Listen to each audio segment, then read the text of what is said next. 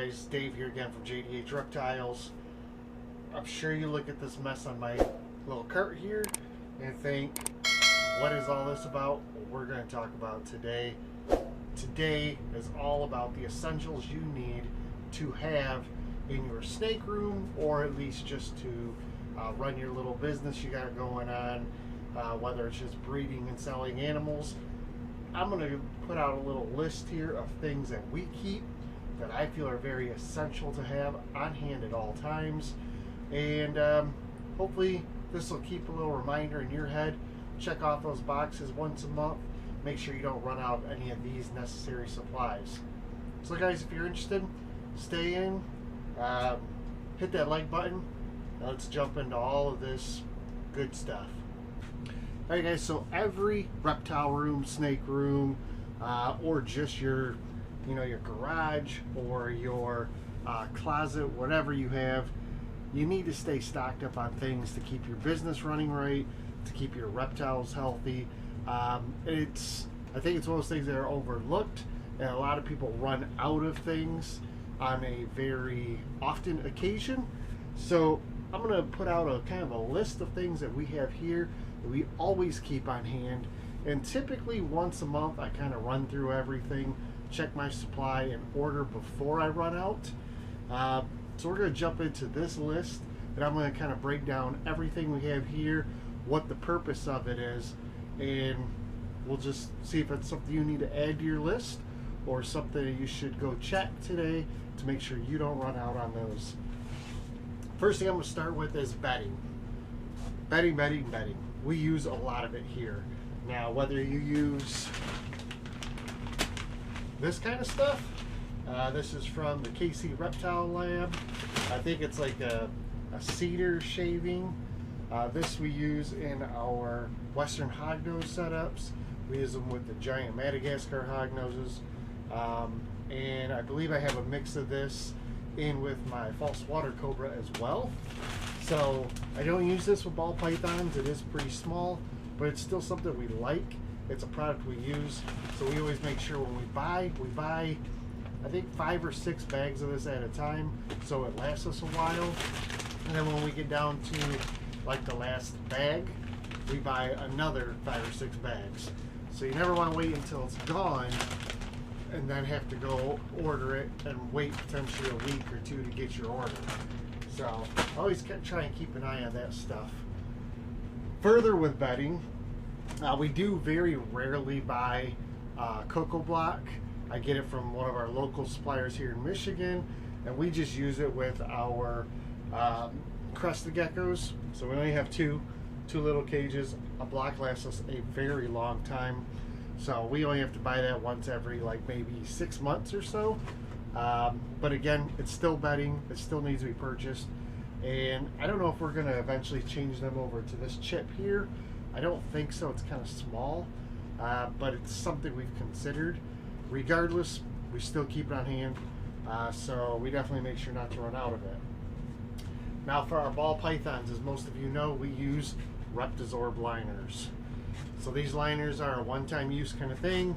You drop them in the tub, and when they urinate, if it's a large urination, they're going to saturate this thing. It is very absorbent, but it doesn't stay in there. Obviously, if they poop on it or they urinate large enough, this gets pulled out. In most cases, I would say I go through on average a liner per tub once a week. So with, I don't know, 175 tubs roughly, that's roughly 175 liners a week, somewhere around there. Sometimes we'll get the bigger girls, we'll go a week and a half, sometimes 2 weeks in between urinating or feces. So sometimes they last longer, but I would say on average about a liner a week per tub. That's kind of where we go. Now this is just the ARS 10 series liner.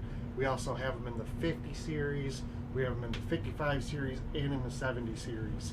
I did used to put them in my V18 tubs, but I found something I feel is more cost effective and works just as good. So we keep up on these. I just put an order in, matter of fact. a couple days ago. So usually once a month or so I go through and I don't do a count, but I can see that there's probably about 125, somewhere around there in these. And I know that, plus what's sitting on top of my rack is all I have left. So I ordered some of these. Our 70s, we only have 9 tubs. So for those, I think I bought 400 last time, and they'll last 6 to 8 months easily. The 55 series, I go through 400 liners in about 2 months. So, like I said, roughly every 30 days or so, I have to go through my stock. I have to see what I have left, and I place an order. Usually, I'm really good at putting an order in early, because it can take about 2 weeks for me to get the liners. By the time they cut them and ship them, they're coming out of California. They take a week almost in shipping. So I kind of figure about 2 weeks. So I need to make sure I always have enough liners on hand for that 2-week grace period in between putting the order in and receiving the new liners. The next thing I have for bedding, which for the V18s, I love these. These are Scott shop towels. So I also use these out in my garage when I work on cars. They're real thick. They are absorbent as well. They're very tough. I mean, they're like quilted almost. They're really nice. I take these and I'll take a sheet. So I'll grab another one here. And because the V18 is only about yay wide, that's what I'll do, is I'll take 2 of these towels, I'll fold them in half, and I'll lay them in the V18 tub. 2 of these in there, typically with hatchlings, again, once a week roughly. Sometimes depending if I clean. So if I clean like right when I feed, like right before I feed, then I usually can get a week. If I clean and then I feed, usually in a couple days at the most, they go to the bathroom again. But regardless, these come out to, I want to say it was like 2 cents a sheet, as opposed to the Reptisorb liners come out to, I think if I buy 1,000, I think it comes out to about 20 cents a sheet, somewhere around there. So obviously at 2 cents a sheet or 4 cents per tub, this is much more cost effective. So I definitely like using these. I've been using them all this year. I switched over at the beginning of the hatching season for the 21 season. So everything basically, you know, March of 22 when we started hatching our first eggs is when I went to these. And I'm going to continue these, even though I like the liners. They're quicker and easier because you don't have to fold these. You don't have to take 2 of them apart. Cost-wise, this is much better option. And I feel this is the way to go for your hatchlings. Now, of course, when you're cleaning, another thing you need to keep on hand, or at least I like to keep on hand, is gloves. I shop my gloves when I get down to about 2 boxes left. And I really like this Klex brand, KLEX. Really nice brand. They're nitrile. I find that most of the time these are going to be the best price.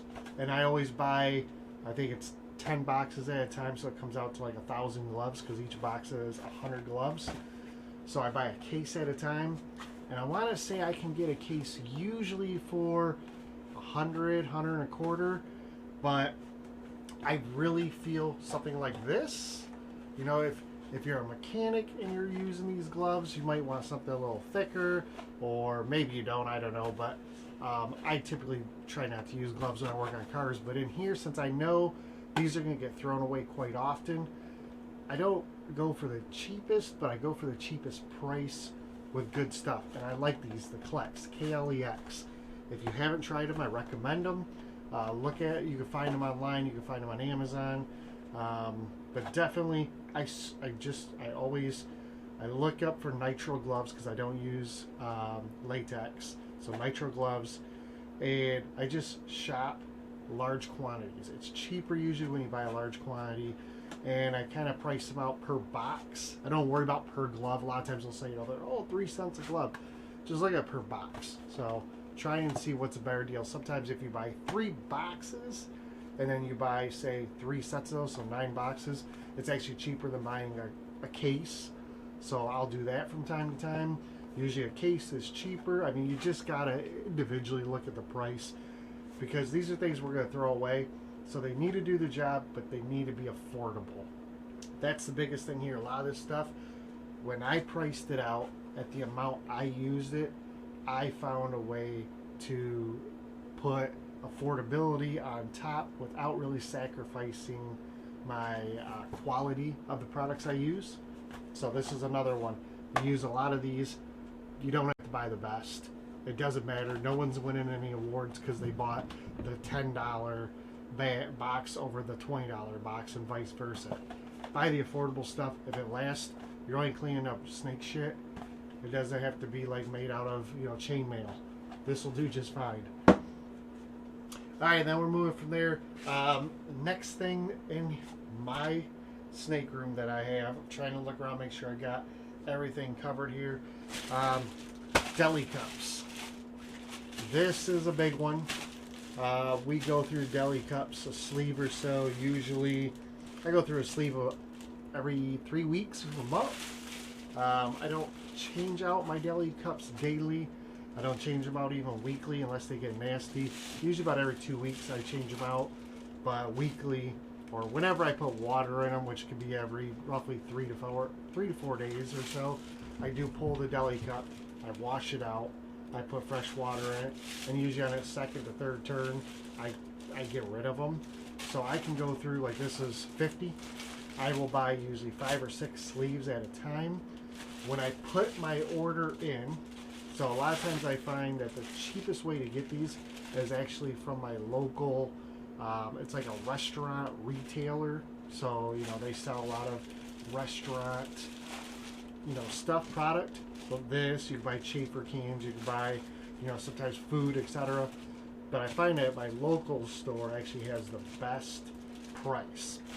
So I'll buy 5 or 6 sleeves at a time. And when I do that, my next cleaning day, I will replace all the delis. And then from there, I will replace delis as on a need-be basis.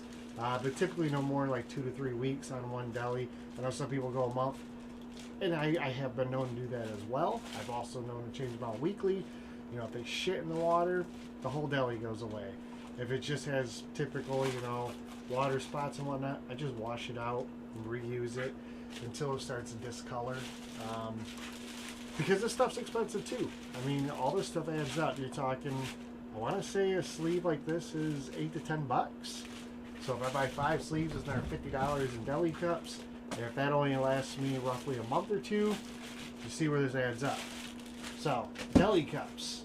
If you've got tubs that have deli cup holders in them, you gotta have deli cups. Now from there, we're gonna talk about what makes the rest of the business work. So with that, we're gonna have to have, you know, we have eggs, we have to have media for our eggs.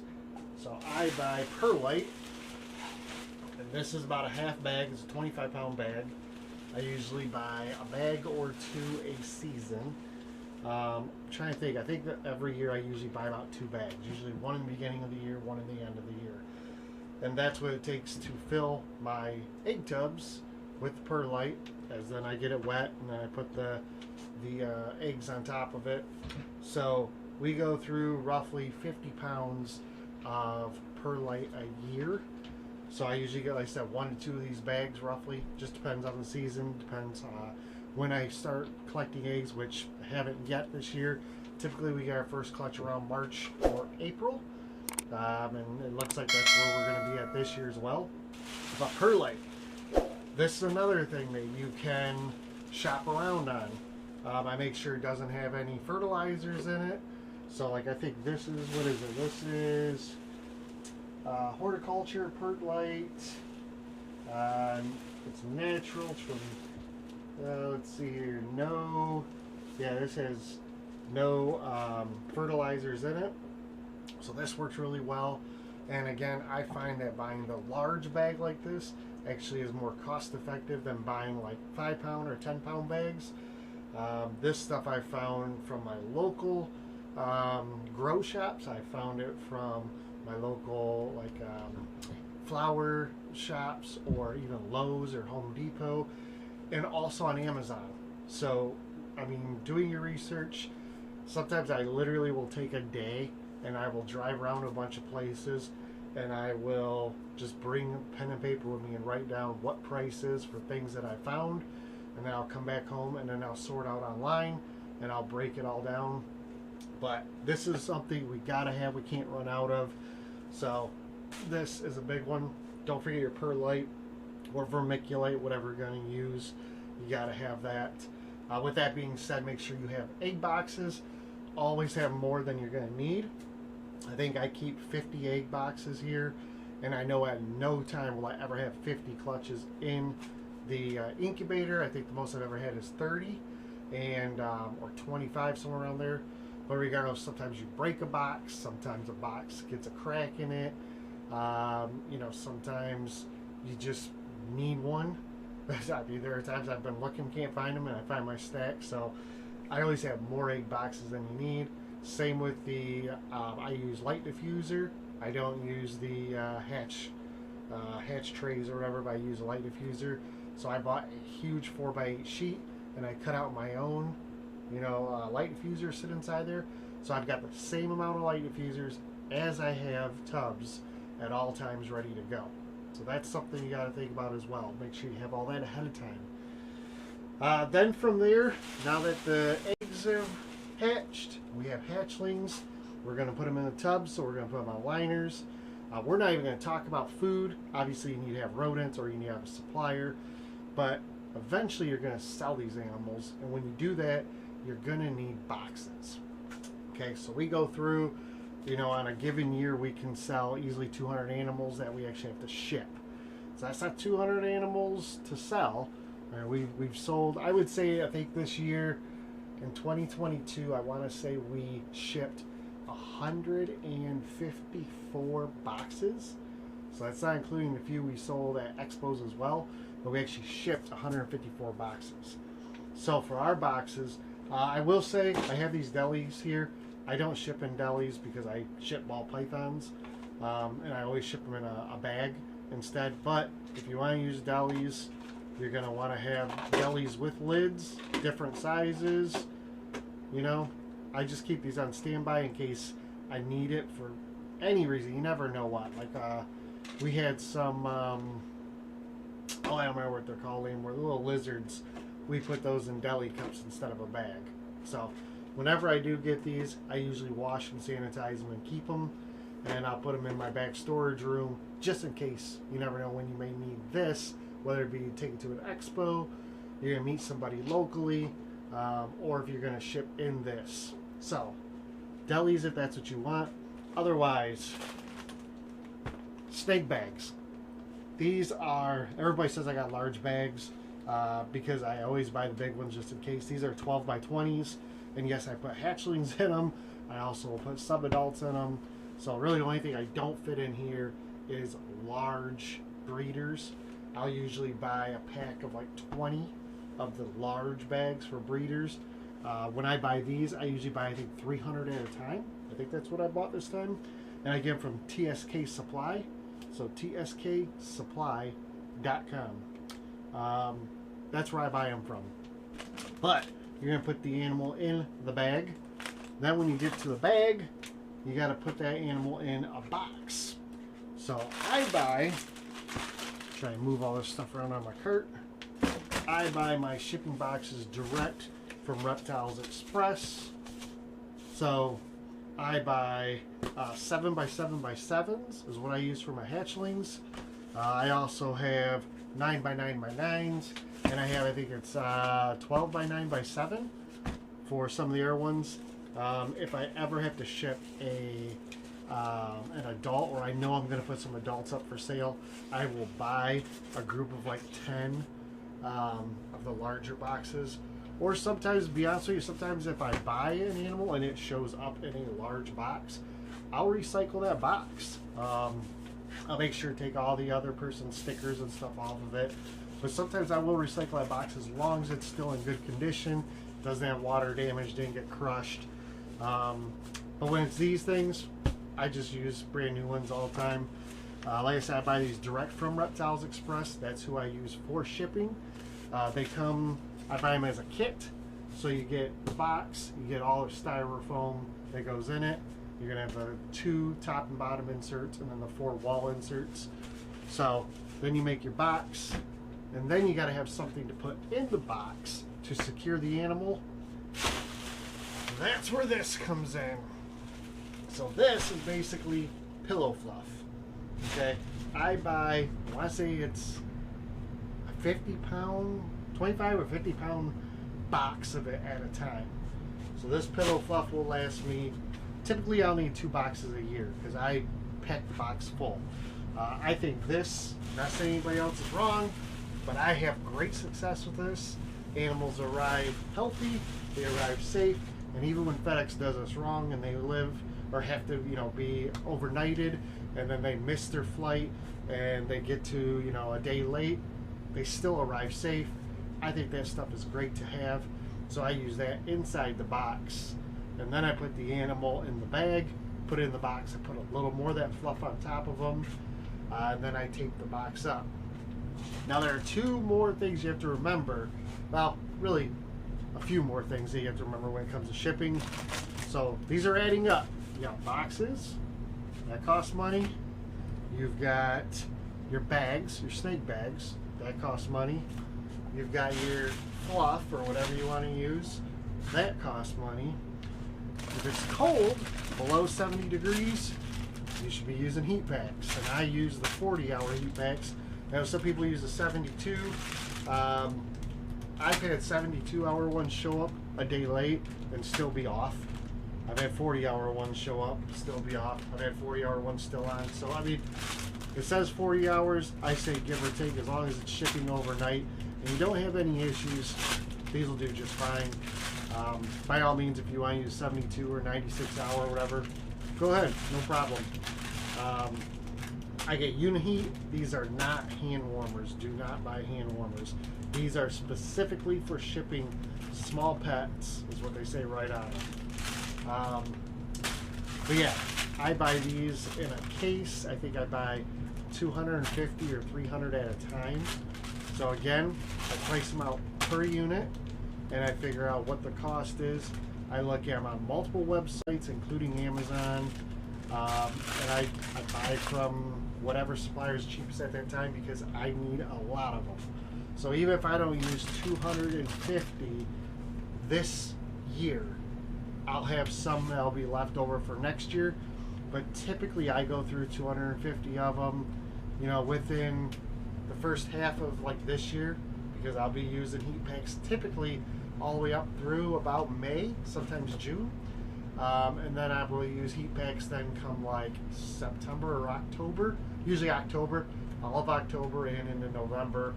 And then whatever's left will just sit here in stock, and that will become next year's starting supply. So, the heat packs. So now you've got boxes, you've got snake bags, you've got fluff, and you've got heat packs. If it's hot, you're going to need cool packs. I have those as well. I forgot to pull them out. I use blister pouches. They're about, I think they're like 2" by 2" square. You put them in water, and then once they swell up, you throw them in the freezer. That's what I use. You can use the cryo bags, I think is what they're called, or something like that. Those work well too. Mine were just more cost effective, and I've never had an issue with them, so that's what I continue to use. But you gotta think about that too. Come like June, you pretty much gotta have a heat pack pretty much anywhere you ship. June, July, and August, you gotta start using, sorry, not heat pack, but cool packs. Pretty much anywhere you ship in the United States. So that's something to keep an eye on. You don't want to run out of those either. I usually will make about 20 at a time and throw them in the freezer. And on a 7x7x7 or a 9x9x9, I use 1 cool pack. If I go to the 12" or larger, I use sometimes 2 or 3 of them. But I always put the animal safety first, so I don't care if I use extra. I'd rather use extra, make sure the animal arrives safe, but not enough and have a problem with shipping. So that's something to keep. What I don't have out here, you have to remember, is you're going to need tape. So packaging tape, you know, you can't use Scotch tape, you got to use packaging tape. So I have packaging tape on a little tape roller. Then I also have my stickers. I put stickers in the box. And then I also have my logo tape, which is this stuff right here. I know you've seen it come on like Amazon packages. It's real thick. It's like, you know, it's got cords inside of it. I use this on every box as well. So all that stuff adds up, guys. So not only do you need to think of the price, and you need to do your shopping ahead of time so you don't run out of it, but these are all things that I use every year. You know, like towels, I use on a daily. I also have regular paper towels that I use sometimes for cleaning, or I use those to cover the heat packs. But I mean, there's so many things. I could continue with more things you gotta have. If you have an ultrasound, you gotta have ultrasound gel. You know, you gotta have water bottles. You've gotta have, you know, I use milk jugs that have been washed out when they're used, and I fill those up with water, and I use those for filling up throughout the snake room. Spray bottle. That's something you gotta have on time, you know, on hand at all times. Hand sanitizer. I keep hand sanitizer here. I usually buy 3 or 4 bottles at a time, and again, it's just something I keep here that I think everybody should have as well. For your egg boxes, I use plastic golf tees to help keep the eggs from rolling. Again, you got to find a way to do that if you want to. Some people use straws, some people use, you know, wooden golf tees or whatever else. Those I keep here on hand as well. So a lot of things to remember. The biggest thing is you don't want to run out of any of this stuff. One thing I dislike hearing is when someone puts an animal up for sale, sells me an animal, and then says, cool, I need to order up a box for it, so I'll get that coming and I'll ship your animal out after I receive it. You should have these before you put an animal up for sale. Same thing with it, having eggs. If you're going to have eggs, have an incubator. Have it ready, have it running, have egg boxes, have perlite or vermiculite. Have all that stuff ready so you're not crunching at the last minute to get things prepared. For shipping, like I said, if you're going to put animals up for sale, have these ready to go. Have these, have your snake bags, have your fluff, have it all ready to go. Bedding, no one wants to run out of bedding, whether you use cocoa, whether you use liners, whatever the case may be. Always keep an eye on your stock and buy early. These are all expenses. These are things we have to be very leery of losing, the time to be able to get those things. Sometimes it takes a little longer than not. And the last thing you want is to run out of stuff. So I wanted to put this video together. I wanted to kind of give you guys an idea of what we stock, what we keep here at all times. That way you can maybe take a minute, write some of this stuff down, go into your snake room, look through all your stuff, and you'll realize, you know, shipping season's coming, you gotta have boxes and you don't have enough. Or you don't have enough fluff, or you're running out of bedding, or jellies, or anything. Hopefully this video was helpful. I know it was a long video, there was a lot to show, a lot to share, but it's just trying to be educational and also trying to keep an eye on your guys' stock, remind you to keep an eye on your own stock. Things not to run out for. And remember, take a day, just a day. Write a list of the things that you use on a monthly basis, weekly basis, daily basis. Do some shopping. Save money where you can, because all this is an expense and all this has to be accounted for. And I think a lot of people take that for granted. This hobby, this business costs money. Who's paying for this? Are your animals paying for this? Are you paying for it? We can get into a whole nother video on how to run a business another day. Today is all about just keeping yourself stocked up. So hopefully it was helpful. I appreciate you sticking by. If you did stick by, make sure you hit the like button if you haven't already. Leave a comment if there's anything you'd like to add, something you want to, say about what I've said, or better yet, hit the subscribe button. Help me get to that 4,000 subscribers. It's free for you to do. It helps me out a lot. And if you want to be notified when the next video comes out, hit the notification bell. That'll ding to you when we put out our video. Until next time, you guys take care. Again, hopefully this was helpful. Just wanted to kind of help everybody out. Just a little reminder to not let yourself run dry. Take care. We'll see you on the next video.